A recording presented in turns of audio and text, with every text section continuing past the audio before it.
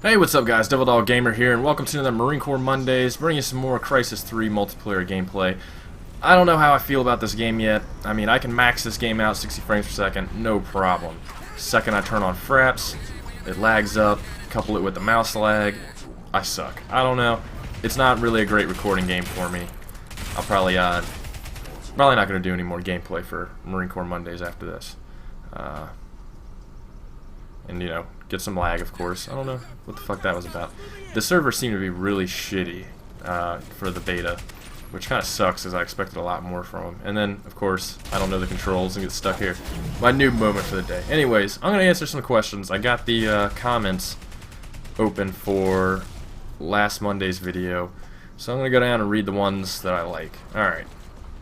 The Eddie Boy 18 says, if you had the chance to go back to boot camp, would you go?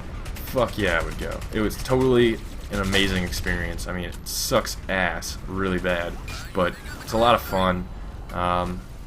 Knowing exactly what I'd have to do and everything, it'd be so much easier. The second time around, I could I don't know, kind of enjoy myself a little bit. It's a great experience, though. It definitely is, you know.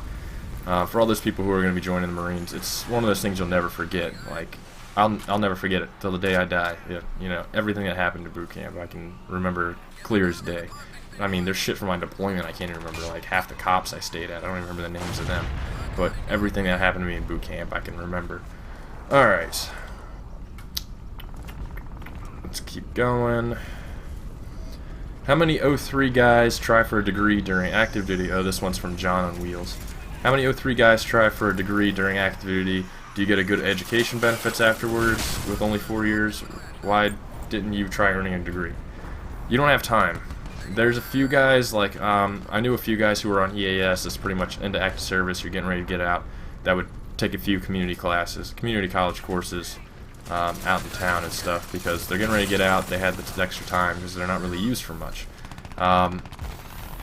Your first year there kind of stuff, your boot, you know, if you're not on EAS, you don't have the time to do it. You're not going to have the time to do it. And I've explained why I haven't been able to get it, use my GI Bill. Explained that before in other videos. That's the main reason. You don't have the time as an O3. You're constantly training, you're constantly PTing, you're constantly being fucked with, and I mean, by the time you get off work, it's 11 o'clock and you gotta wake up at 04. So I mean, you have no time to do any of this stuff. Maybe on weekends, sure, but I mean, you've had such a shitty week, all you want to do is drink anyways. Alright, let's see what else we got. Oh man, John on Wheels, you fucking asked a shit ton of questions, dude. Okay, John on Wheels again. How important is firearm experience prior to boot camp? I've said this before. The less you know, the better. Honestly, you don't want to go in there with any sort of bad habits whatsoever. You want to go in there just a clean slate, so that way you can actually figure everything out and learn the correct way instead of going in with your bad habits and trying to fix them. Okay, John on Wheels again. Do I still wear my dog tags? No, I do not. Why do you tie one to your boot? The reason you put a pair of dog tags in your boots, in the actual laces, is, say your upper body gets fucking destroyed, like vaporized. The dog tags are pretty much the only thing left on your boots. So it's the quickest way for them to identify you if your whole upper body gets completely fucking destroyed, and they know who's who and who to bury. A lot of people get neat tags, which are their dog tags tattooed to their rib cage. I never really went for that. I figured that was kind of a bad omen to even attempt getting that on me, and it would only lead to bad things. But that's the reason you have the boot camp. And usually a chick wears my dog tags. Whatever chick I'm dating, or whatever, giving them the dog tags is always a quick way to get their clothes off.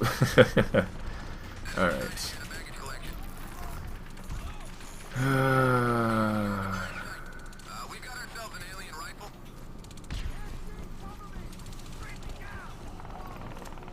So I'm curious. Okay, Jace0124 says, so I'm kind of curious. I've been seeing this around, but what are the Cobra Special Forces? Just wondering if I knew anything about them.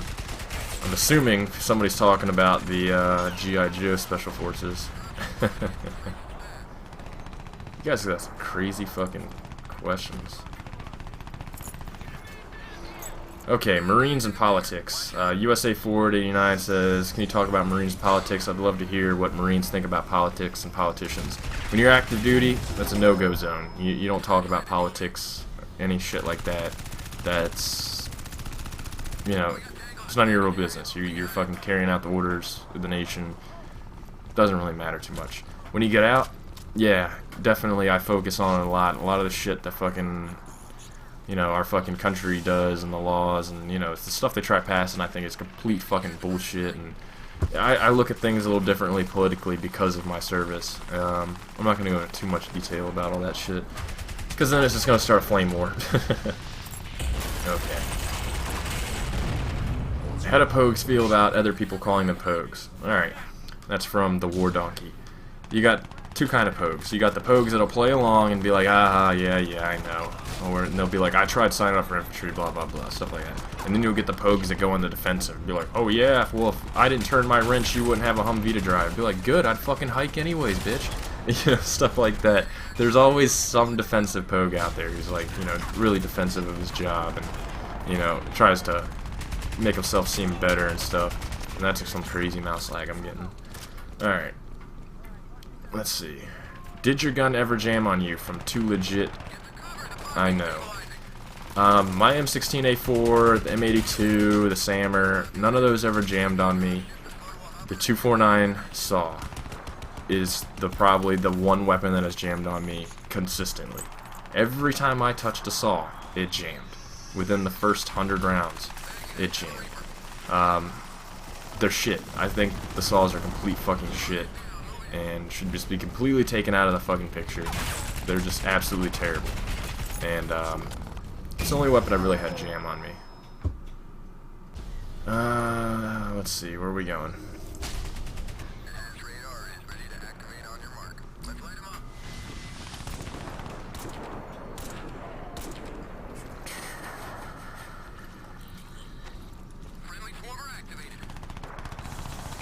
Okay, Unicorn Punch. How are the showers in boot camp? Do you get individual stalls or is it all open?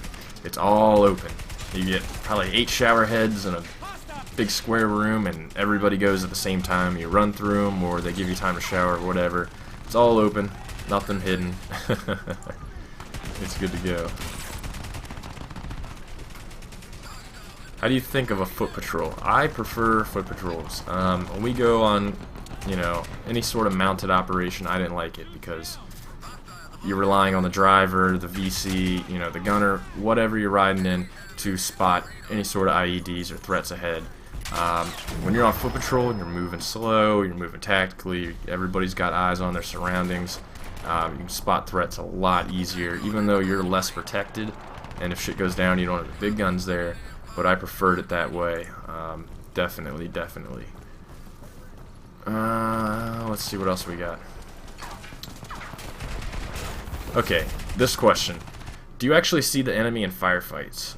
I know there's a lot of combat. That's from Max Artisan or whatever. I know a lot of you watch the combat footage and stuff and, you know, the helmet cams, and you don't really see what they're shooting at. Yeah, you do see them. They're not really the kind of guys that stay out there, you know, stand up in the middle of the field to where you can clearly see them. You gotta remember, a lot of these helmet cams are fucking shit. A lot of these cameras people are using are shit. Majority of engagements in a non-CQB fashion are from anywhere from 300 to 600 meters. That's pretty long ways, especially if you're trying to view through a helmet cam. Indoor, you know, CQB type stuff, you're going in and clearing rooms, you get anywhere from 2 meters to, you know, 10 meters. A lot of them do turkey peeks, where they pop up real quick, fire a few rounds, go back down, pop up real quick, fire a few rounds, go back down. A lot of what you see in these combat videos, though, where everybody's shooting, is they're just trying to keep their heads down. They're either waiting for an airstrike, you got a JDAM on the way, you got some sort of CAS on the way, and they're just trying to keep them pinned down in a position to where the CAS can take them out and fucking ruin their goddamn day. But, yeah, you do see the enemy. I can remember, you know, what they were wearing, you know, what weapons they were using. They have a big problem with stepping out of corners and standing in the middle of the road when they fucking fire. I can always remember that. It was fucking... I always thought it was retarded, but it works. I mean, they fucking end up killing people like that. But anyways, alright guys, we're wrapping it up to an end. Next week we'll do a little story time. Alright guys, talk to you later.